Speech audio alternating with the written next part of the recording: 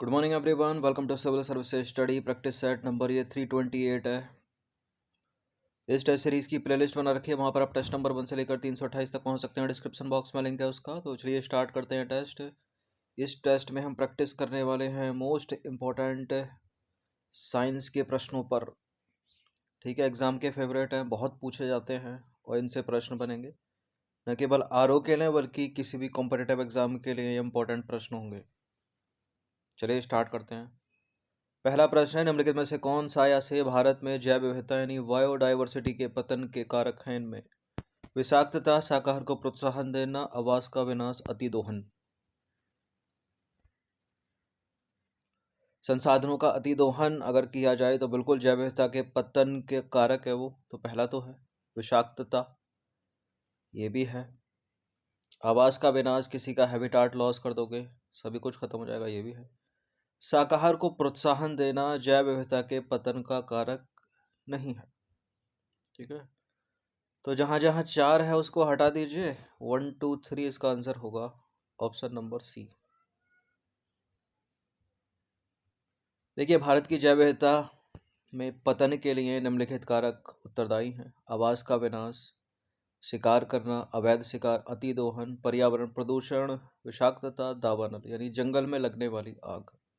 न केवल भारत में जैव विविधता के लिए पतन के, बल्कि दुनिया के किसी भी देश में पतन के लिए ये प्रमुख कारक हैं, जैव विविधता के पतन के लिए। शाकाहार को प्रोत्साहन देना जैव विविधता के पतन का कारक नहीं है। ठीक है, फर्क अगर डालेगा तो कुछ परसेंट डालेगा मांसाहार की तुलना में। इन सभी टेस्ट की आप फुल टेस्ट की सीरीज प्राप्त कर सकते हो। नंबर इस पर कॉल या व्हाट्सएप करके पेड टेलीग्राम ग्रुप से जुड़कर हर दिन प्रैक्टिस करते रहिए। इंपॉर्टेंट प्रश्न है, निम्नलिखित में से कौन सा जीवाणु जनित रोग नहीं है? ये जीवाणु जनित रोग, विषाणु जनित रोग स्टार्टिंग के टेस्ट सीरीज में सारे कवर कराए, इंपॉर्टेंट है, कभी भी किसी भी एग्जाम में पूछे जा सकते हैं और पूछ लिए जाएं तो समझ के रखिए, प्रश्न बोनस है। हैजा, क्षय रोग, एंथ्रेक्स, इन्फ्लुएंजा। हैजा जिसको डॉक्टरी भाषा में कोलेरा बोलते हैं, ये विब्रियो कोलेराई नामक बैक्टीरिया से होता है, तो जीवाणु जनित रोग है ये, अपने को नहीं बताना है। क्षय रोग या टीबी माइक्रोबैक्टीरियम ट्यूबरकुलोसिस के कारण होता है, जीवाणु जनित रोग है। एंथ्रेक्स बैसिलस एंथ्रेसिस बैक्टीरिया से होता है, जीवाणु जनित रोग है। इन्फ्लुएंजा नहीं है, इन्फ्लुएंजा वायरस से होता है। इन्फ्लुएंजा यानी खांसी, नजला, जुकाम 3-4 दिन तक ये होता है। ठीक है, बिना दवाई के भी ठीक हो जाता है, लेकिन अगर 3-4 दिन से ज़्यादा है, हफ्ता 10 दिन है, तो डॉक्टर से संपर्क करना चाहिए। तो हैजा की बात करें, जीवाणु जनित रोग है, विब्रियो कोलेराई नामक बैक्टीरिया के कारण यह होता है। कैसे होता है? दूषित भोजन और पानी के माध्यम से शरीर में पहुंचता है यह बैक्टीरिया, गंभीर दस्त लगते हैं और निर्जलीकरण का कारण बन सकता है। क्षय रोग की बात करें तो क्षय रोग यानी टीबी रोग, ये माइक्रोबैक्टीरियम ट्यूबरकुलोसिस के कारण होने वाला जीवाणु होने वाला रोग है। ठीक है, जो कि एक जीवाणु है माइक्रोबैक्टीरियम ट्यूबरकुलोसिस। वर्तमान में टीबी से उतनी मृत्यु भारत में हुई है जितनी एड्स से भी नहीं हुई। बाकी एंथ्रेक्स की बात करें तो ये भी एक जीवाणु जनित रोग है, बैसिलस एंथ्रेसिस के कारण होता है। बात करें इन्फ्लुएंजा की, इन्फ्लुएंजा जिसे आमतौर पर फ्लू के रूप में भी जाना जाता है, इन्फ्लुएंजा वायरस के कारण होने वाला एक वायरल श्वसन संक्रमण है। ठीक है, सांस की बूंदों से फैलता है। जब संक्रमित व्यक्ति खांसता है, छींकता है, तो जो ड्रॉपलेट्स होती हैं वो एक से दूसरे में, दूसरे से तीसरे में चली जाती है, या उन सतहों को छू देगा। ठीक है, फिर उसको चेहरे पर लगा लेगा, उससे भी फैल जाता है। इन्फ्लुएंजा बुखार, खांसी, गले में खराश, शरीर में दर्द और थकान सहित कई लक्षण पैदा कर सकता है। ठीक है, तो इन सारे विकल्पों में इन्फ्लुएंजा सही उत्तर होगा, क्योंकि यह जीवाणु जनित रोग है, क्योंकि यह जीवाणु जनित रोग नहीं है, विषाणु जनित रोग है। इंपॉर्टेंट प्रश्न एक और, निम्नलिखित में से कौन सा जंतु जगत के जंतु संघ से संबंधित गलत है? जंतु जगत के जंतु संघ से संबंधित गलत है, यह गलत संबंध है। स्टारफिश के सामने इकाइनोड मेटा लिखा है, झींगे के सामने ऑर्थोपोडा, साइकन के सामने पॉरीफेरा, लिवर फ्लूक के सामने नेमेटोडा।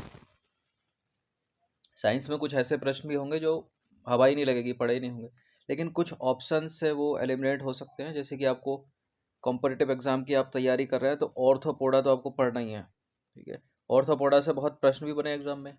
इकाई नोड मेटा पे मैंने कई बार प्रश्न बनाया है, तो इन दो का भी अगर आपको पता होगा तो 50% तो इसको एलिमिनेट कर ही लोगे, ठीक है। और ये सारी चीज़ें अगर साइंस साइड रही होगी तो स्कूल में आपने सब पढ़ा होगा, ठीक है। बीएससी की होगी तब भी पढ़ा होगा बायोलॉजी से, नहीं की है तो उतना टफ नहीं है, उतना ज़्यादा घुस के पूछेगा भी नहीं, पूछे तो छोड़ देना। इकाई नोड मेटा स्टारफिश बिल्कुल आता है, इसमें जलीय जंतु आते हैं, स्टारफिश हो गया, ठीक है। जो झींगा है वो बिल्कुल ऑर्थोपोडा है, ऑर्थोपोडा के अंतर्गत आता है। पॉरीफेरा में साइकन आता है यानी स्पॉन्ज, और लिवर फ्लूक फिर यही गलत होगा, लिवर फ्लूक आता प्लेटी हेलमिंथीज में, ना कि नेमेटोडा में, ठीक है। ये बायोलॉजी में जंतु, जितने भी जीव जंतु पृथ्वी पर पाए जाते हैं उन्हें एक संघ में या अंग्रेजी में इसको फाइलम बोलते हैं, उसमें विभाजित कर दिया गया है कौन किस किस फाइलम में है। देखिए लिवर फ्लूक फाइलम या संघ प्लेटी हेलमिंथीज के अंतर्गत आता है। लिवर फ्लूक का वैज्ञानिक नाम है फेसियोला हेपेटिका। साइकन की बात करें तो एक स्पंज है जो पॉरीफेरा संघ से संबंधित है। साइकन का सामान्य नाम क्या है? Crown sponge. झींगे की बात करें तो एक वही कंकाल और 10 पैरों वाले छोटे जलीय क्रस्टेशियस के लिए सामान्य नाम है झींगा, इसको बोलते हैं, ठीक है। डिकापोडा वंश का एक सदस्य है जिसमें कुछ को खाया जा सकता है। ये जंतु जगत और ऑर्थोपोडा वंश से संबंधित है। झींगा हो गई, छोटी वाली मछली हो गई, ठीक है, बड़ी वाली मछली हो गई। अगर आप में से जो मांसाहारी होगा खाया भी होगा आपने ये। स्टारफिश की बात करें तो इकाइनोडर्मेटा संघ से संबंधित है। इकाइनोडर्मेटा विशेष रूप से समुद्री जीव है। समुद्री तारा इसमें आएगा, समुद्री खीरा, समुद्री अर्चिन, सैंड डॉलर और भंगुर तारे, ठीक है। ये जलीय जानवरों के हिंदी नाम है, वही सारे के सारे इकाइनोडर्मेटा के उदाहरण हैं। इम्पोर्टेंट बहुत सारे डायग्राम आपने बनाए होंगे इसके स्कूल में, स्लाइड काटी होंगी उल्टी फुल्टी। हाइड्रा, हाइड्रा से कई बार प्रश्न बने कॉम्पिटिटिव एग्जाम में। एसएससी रेलवे का फेवरेट है हाइड्रा, बहुत पूछा इससे प्रश्न। हाइड्रा जंतु जगत के निम्नलिखित में से किस संघ का उदाहरण है? पिछले 10 वर्षों में यूपीपीसीएस ने एक बार प्रश्न किया है हाइड्रा से। हाइड्रा जंतु जगत के निम्नलिखित में से किस संघ का उदाहरण है? तो हाइड्रा है सीलेंट्रेटा, ठीक है। Option number C. पॉरीफेरा में था साइकन या स्पॉन्ज, प्लेटी हेलमिंथीज में कौन था ऊपर पता ही चल गया आपको, फेसियोला हेपेटिका। तो हाइड्रा फाइलम सीलेंट्रेटा का एक उदाहरण है। हाइड्रा छोटे ताजे जल के जानवर होते हैं जिनके मुंह के चारों ओर जाल के साथ बेलनाकार शरीर होता है, ठीक है, ठीक है। ये जाल हो गया, ये शरीर इनका बेलनाकार हो गया, और छोटे जानवरों को खाते हैं जिन्हें इस जाल में फंसाते हैं, पकड़ते हैं। पांचवा प्रश्न है मवेशियों जैसे रोमंथी जंतुओं में डैश में उपस्थित जीवाणु सेलुलोज के पाचन में सहायता करता है। बताइए क्या डैश में क्या भरे हैं यहाँ पे? बड़ी आंत, छोटी आंत, ग्रशिका, रूमेन या प्रथम अग्नाशय। देखिए मानव में यानी मनुष्य में पचे हुए भोजन का जो पाचन होता है वो स्मॉल इंटेस्टाइन में होता है, छोटी आंत में। लेकिन यहाँ मवेशी की बात हो रही है, यहाँ उत्तर जो हो जाएगा वो हो जाएगा रूमेन। रूमेन मवेशियों में एक बड़ा सा चैम्बर होता है, ठीक है, ये है इसका आंसर। तो जुगाली करने वाले जितने भी मवेशी या पशु हैं, जुगाली होती है जो वो च्यू करते रहते हैं, चबाते रहते हैं, देखा होगा आपने, गाय चबाती रहती है, भैंस चबाती रहती है घंटों तक, ठीक है। तो रूमेन, रूमेन मतलब पेट का सबसे बड़ा कंपार्टमेंट है, उसमें मौजूदा जो बैक्टीरिया होते हैं वो सेलुलोज के पाचन में महत्वपूर्ण भूमिका निभाते हैं। तो ये जो पशु रूमेन करते हैं ना, चबाते हैं, इससे मीथेन का भी उत्सर्जन होता है, याद रखिएगा, ठीक है। धान के खेतों से निकलती है मीथेन, कोयले के खनन से निकलती है मीथेन, और जो पशु जुगाली करते हैं उससे भी मीथेन निकलती है।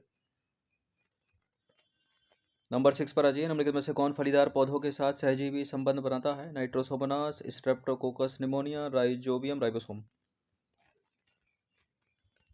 राइबोसोम को तो हटा ही दीजिए, अलग कैटेगरी होगी बिल्कुल। स्ट्रेप्टोकोकस निमोनिया को भी हटा दीजिए, बचा बी और डी, तो इसका आंसर हो जाएगा बी, राइजोबियम, ठीक है। फलीदार पौधों की जड़ों में पाया जाता है। देखिए राइजोबियम फलीदार पौधों के साथ सहजीवी संबंध बनाता है। यह वायुमंडलीय नाइट्रोजन को ठीक करता है और पौधों की वृद्धि को बढ़ाता है। एडिशनल यहाँ पर नाइट्रोसोमोनास ही होगा, ठीक है। क्योंकि वो दोनों तो अलग कैटेगरी है। नाइट्रोजन चक्र में अमोनिया को नाइट्राइट में परिवर्तित करता है और मिट्टी में नाइट्रिफिकेशन प्रक्रिया में महत्वपूर्ण भूमिका निभाता है।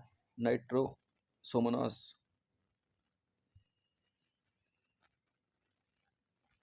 निम्नलिखित में से कौन सा संघ एनेलिडा का उदाहरण है इनमें से? एनेलिडा, किसान का दोस्त, केंचुआ। ठीक है, सी है इसका आंसर। किसान का मित्र, स्कूल में बहुत पढ़ा होगा आपने। तो केंचुआ एनेलिडा संघ का एक उदाहरण है। केंचुआ एनेलिडा संघ के क्लिटेलाटा वर्ग का है ये।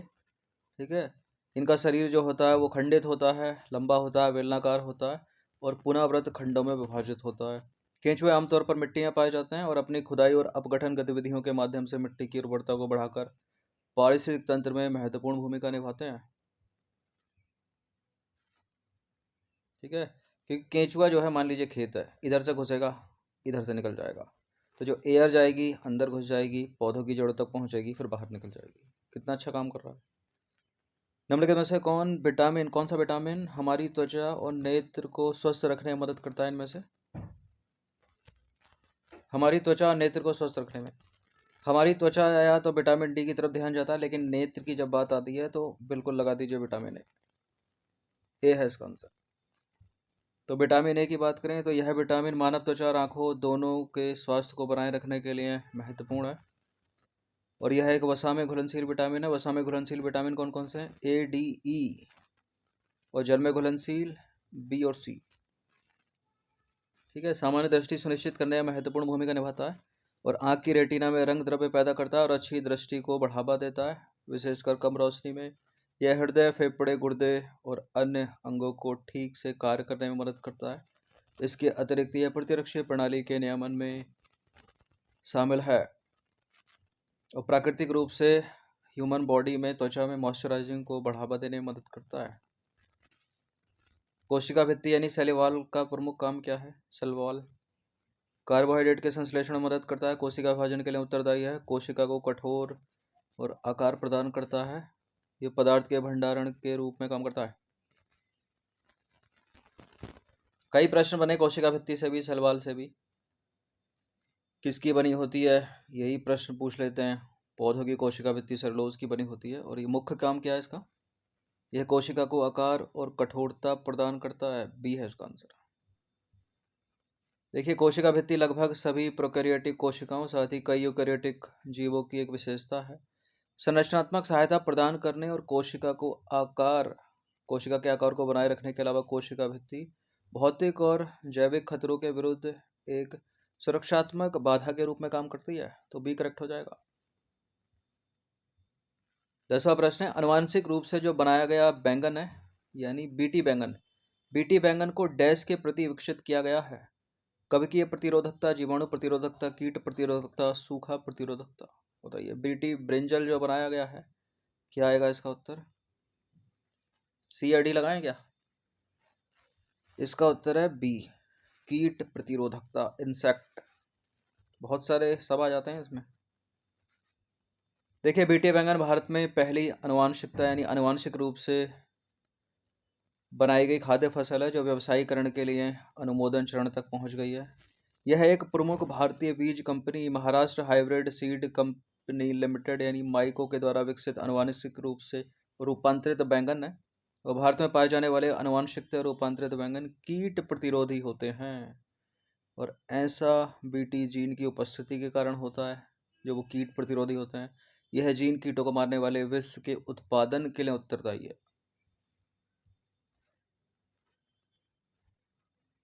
11वां प्रश्न है, इंपॉर्टेंट प्रश्न है। मानव शरीर का सामान्य तापमान, प्रश्न आसान से लग रहा है लेकिन डैश होता है, लेकिन फ़ारेनहाइट में पूछा है, डिग्री सेल्सियस में पूछा होता तो सभी को पता होता। तो तीनों फॉर्मेट में याद रखिएगा। 37 डिग्री सेल्सियस में होता है, ठीक है, 98.6 फ़ारेनहाइट में होता है और केल्विन में पूछ ले तो 310 केल्विन। ठीक है, कहीं कहीं 36.8 भी लिखा होगा डिग्री सेल्सियस में। ठीक है, ये दोनों लिखा है तो इसको कर देना और केवल ये लिखा है तो इसको कर देना और ये लिखा है तो इसको कर देना। तो मानव शरीर का जो सामान्य तापमान है वो फ़ारेनहाइट में होता है 98.6 डिग्री फ़ारेनहाइट, 37 डिग्री सेल्सियस के आसपास। और केल्विन में पूछ ले तो 310 केल्विन। हमारे शरीर में ग्लूकोज किस रूप में मौजूद होता है? ग्लाइकोजन के रूप में, बी। देखिए, ग्लूकोज हमारी कोशिकाओं के लिए ईंधन का मुख्य स्रोत है। जब शरीर को ऊर्जा के लिए ग्लूकोज का उपयोग करने की आवश्यकता नहीं रह जाती तो ये यकृत और मांसपेशियों में संग्रहित करता है। और ग्लूकोज का यह संग्रहित रूप कई जुड़े ग्लूकोज अणुओं से बना होता है और इसे ग्लाइकोजन कहा जाता है। ग्लाइकोजन ग्लूकोज का एक बहुशर्करा है जो जानवरों, कवक और बैक्टीरिया में ऊर्जा भंडारण के रूप में काम करता है। गैल्वेनीकरण एक ऐसी प्रक्रिया है जिसमें लोहे को जंग लगने से बचाने के लिए उस पर एक सुरक्षात्मक डैश कोटिंग लगाई जाती है। किसकी? निकल की, जिंक की, तांबे की, चांदी की। जस्ते का लेपन किया जाता है, बी। देखिए, गैल्वेनीकरण स्टील या लोहे पर जस्ते की परत लगाने की प्रक्रिया है। ऐसा स्टील और लोहे को जंग लगाने की प्रक्रिया से बचाने के लिए किया जाता है। गैल्वेनीकरण की सबसे सामान्य विधि है हॉट डिप गैल्वेनीकरण। और इस विधि में भागों को पिघले हुए गर्म जस्ते के स्नान में डुबोया जाता है। ठीक है, लोहे या स्टील के भागों को। क्वेश्चन नंबर 14 पर आ जाइए। निम्नलिखित में से किस तत्व का उपयोग इसके हाइड्रोस्कोपिक गुणों के कारण मॉइस्चराइजिंग क्रीम और साबुन बनाने में किया जाता है? हाइग्रोस्कोपिक गुणों के कारण। Galena, ethanol, freon, glycerol. ये तीनों भी इंपॉर्टेंट है। इसका उत्तर है डी, ग्लिसरॉल। देखिए, ग्लिसरॉल का उपयोग इसके हाइग्रोस्कोपिक गुणों के कारण मॉइस्चराइजिंग क्रीम और साबुन बनाने में किया जाता है। ग्लिसरॉल ग्लिसरीन के रूप में भी जाना जाता है। जो 3 ऑप्शन में एडिशनल थे जैसे कि गैलेना, एथेनॉल, फ्रेयॉन, इनके बारे में भी देख लें। तो गैलेना की बात करें तो एक सीसा सल्फाइड खनिज है और सीसा यानी लेड का सबसे महत्वपूर्ण अयस्क है। इसमें मौजूद सीसे की मात्रा के कारण सौंदर्य प्रसाधनों में इसका उपयोग नहीं किया जाता जो विषाक्त हो सकता है। एथेनॉल की बात करें तो इसे एथिल अल्कोहल के रूप में भी जाना जाता है। यह एक जीवाणुरोधी और विलायक है। कई कॉस्मेटिक और सौंदर्य उत्पादों में एक सामान्य घटक है ये। फ्रेयॉन की बात करें तो यह एक प्रकार के क्लोरोफ्लोरोकार्बन यानी CFC का ब्रांड नेम है जिसका उपयोग मुख्य रूप से रेफ्रिजरेंट के रूप में किया जाता है। इसका उपयोग सौंदर्य प्रसाधनों में नहीं किया जाता। 15वां प्रश्न है, निम्नलिखित में से किस रसायन का उपयोग कीटाणुनाशक के रूप में पानी को शुद्ध करने के लिए किया जाता है? बताइए। Chlorine, ethanol, phosphorus, Teflon. इसका उत्तर है क्लोरीन। ए है इसका आंसर। क्लोरीन तत्वों का उपयोग पानी को उपचारित या शुद्ध करने के लिए किया जा सकता है। क्लोरीनीकरण कई तरीकों में से एक है जिसका उपयोग पानी को कीटाणु रहित करने के लिए किया जा सकता है। कैसे काम करता है ये? देखिए, क्लोरीन जो है किसी सूक्ष्मजीव की कोशिका झिल्ली को नुकसान पहुंचाकर उसे निष्क्रिय कर देता है। एक बार जब कोशिका झिल्ली कमजोर हो जाती है तो क्लोरीन कोशिका में प्रवेश कर सकता है और कोशिका श्वसन और DNA गतिविधि को बाधित कर सकता है। जब स्कूल में हम पढ़ते थे, ठीक है, या आप लोग पढ़ते होंगे उस समय, अब तो ये प्लास्टिक वाली जो टंकियां हैं ये बन गई हैं। पहले क्या होता था? पहले जो है सीमेंटेड टंकियां होती थी, उसमें पानी भरा होता था, उसी को पीना पड़ता था, तो उसमें क्लोरीन डाला जाता था। तो उसकी जो स्मेल है वो हफ्ते में 7 दिन 10 दिन जब भी डाला जाता था वो कभी कभी आती थी। और आजकल भी अगर पानी को लंबे समय तक प्रिजर्व रखना है रेन वाटर हार्वेस्टिंग वाले को तो उसमें भी क्लोरीन मिलाना पड़ेगा। नंबर 16 पर आ जाइए। निम्नलिखित में से कौन सा एक संदिग्ध कैंसरजन, हार्मोन अवरोधक और प्रजनन विषय में से? देखिए, लाइकोमिन पाया जाता है टमाटर में। टमाटर दुनिया खा रही है, जो कि सब्जी है एक, तो ये तो नहीं है। लाइबोसोम स्कूल में पढ़ा होगा, आत्महत्या के थैले कहा जाता है इसको। इंसुलिन आपके शरीर के अंदर मौजूद है, ठीक है, उसकी बीटा सेल से अब जो अग्नाशय में लैंगर-हैंस की दीपिका है उसकी बीटा सेल से निकलता है इंसुलिन। तो सही उत्तर हो जाएगा यहाँ पर टेफ्लॉन ही, ए है इसका आंसर। देखिए, टेफ्लॉन यानी पॉलीटेट्राफ्लोरोएथिलीन नामक सिंथेटिक रसायन का ब्रांड नेम है। इसे पहली बार 1938 में रॉय जे प्लैंकेट द्वारा एक गंभीर अभिक्रियाशील नॉन स्टिक सतह बनाने के लिए बनाया गया था। ठीक है, और यही गलती कर दी इन्होंने। देखिए, इसका उपयोग हो रहा है आजकल कुकवेयर में और भी कई चीज़ों में। यह कुकवेयर में इसके उपयोग के लिए जाना जाता है। हालांकि इसका उपयोग तारों यानी वायर्स और कपड़ों यानी क्लोथ्स जैसी अन्य सामग्रियों को जलरोधी यानी वाटरप्रूफ बनाने के लिए भी किया जाता है। उसमें लेपन इसका कर दिया जाता है। कुकवेयर होते हैं यानी खाना बनाने के बर्तन। जो फ्राई पैन आज के आ रहे हैं, जो तवा आ रहे हैं ना बड़े चिकने से, तो यह एक संदिग्ध कैंसरजन, हार्मोन अवरोधक और प्रजनन विष है। ठीक है, दुनिया को पता नहीं है। और बहुत यूज़ होता है ये जो फ्राई पैन होता है ना नॉन स्टिक वाला, कि चिपकता नहीं है, चिपकता नहीं है।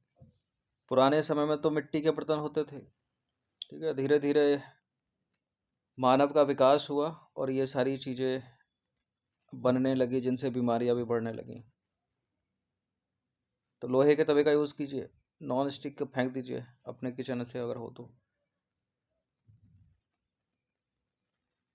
नंबर 17 पर आ जाइए। एथेनॉल के संदर्भ में असत्य कथन की पहचान कीजिए।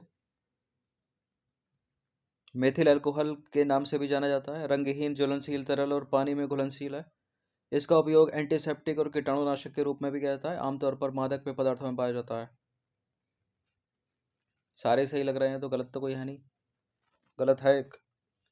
देखिए, एथेनॉल है तो ऊपर भी तो था किसी ऑप्शन में। एथेनॉल है तो एथिल अल्कोहल के रूप में ही जाना जाएगा ना, इसको मेथिल अल्कोहल के रूप में क्यों जाना जाएगा? गलत है पहला स्टेटमेंट, यही आंसर है।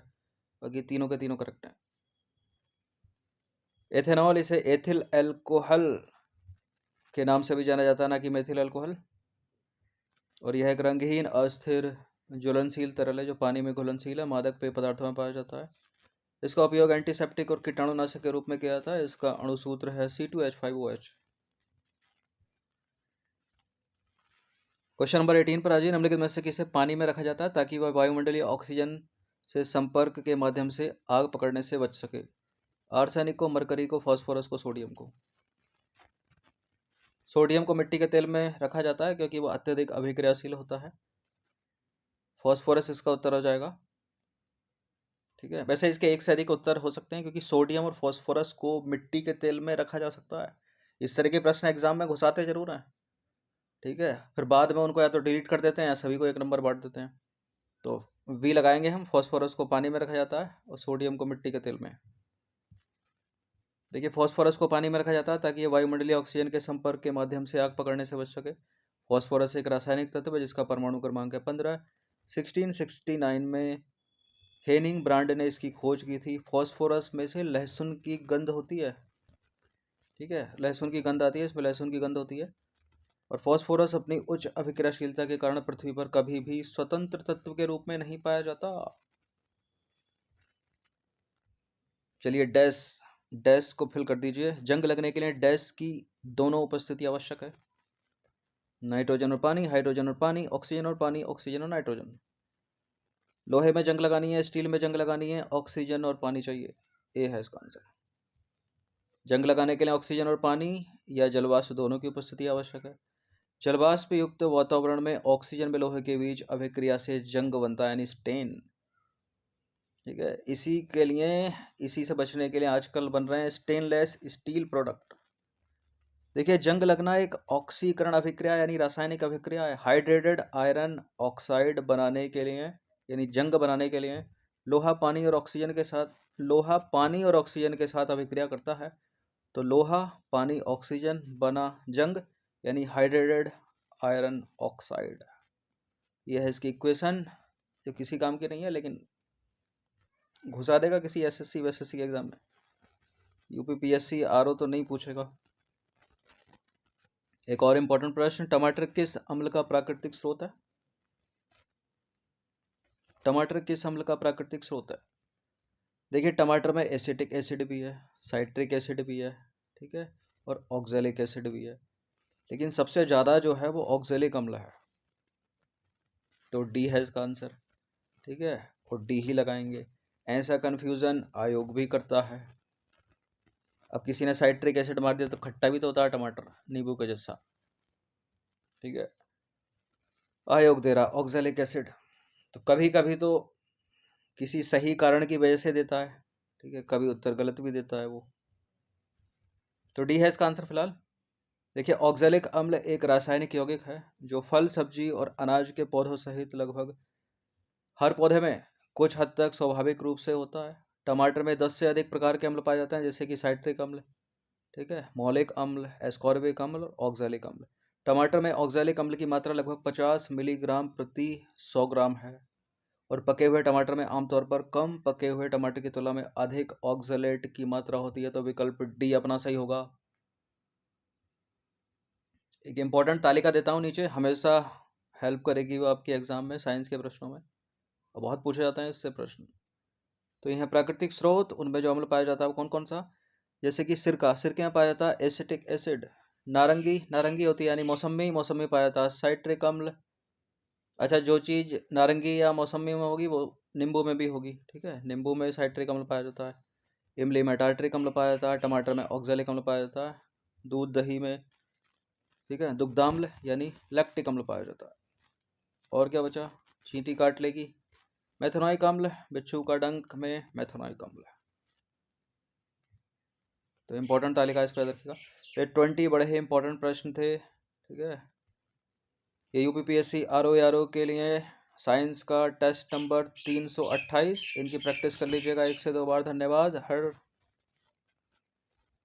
टेस्ट का पीडीएफ आपको फुल टेस्ट सीरीज ज्वाइन करने पर ही मिलेगा, जिसका प्राइस है 399, वन टाइम पेमेंट।